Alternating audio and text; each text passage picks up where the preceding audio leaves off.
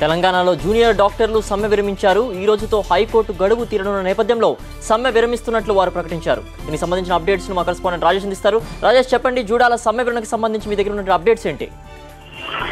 ఇంకా సమ్మె విరమణ పైన జూడాలు ప్రకటన చేయలేదు. ఇప్పటికే అత్యవసర భేటీ నిర్వహిస్తున్నారు. అటు ఉస్మానియా మెడికల్ కాలేజ్, అదేవిధంగా గాంధీ మెడికల్ కాలేజీలో జూడాలు సమావేశమయ్యారు. సమ్మె విరమించాలని వారు యోచిస్తున్నట్టుగా తెలుస్తుంది. మధ్యాహ్నం 1 గంటకు లేదంటే 2 గంటలకు దీనిపైన సమ్మె విరమణ పైన ప్రకటన చేసే అవకాశాలు కనబడుతున్నాయి. ఇంకా అధికారికంగా వారు సమ్మె చేస్తున్నట్లు ఎలా ప్రకటనను లేదు.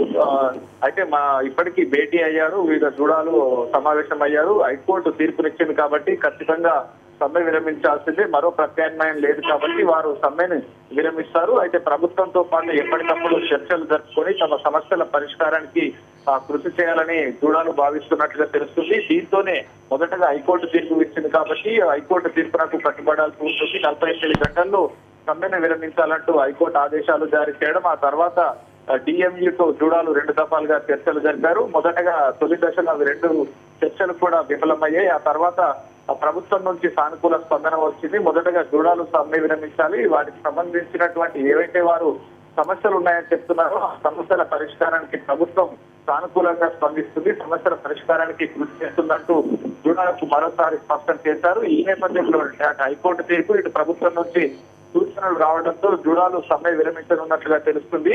మరి కాసేపట్లోనే వారు ప్రకటన చేయనున్నారు. Siddhu, thanks for the updates Rajesh.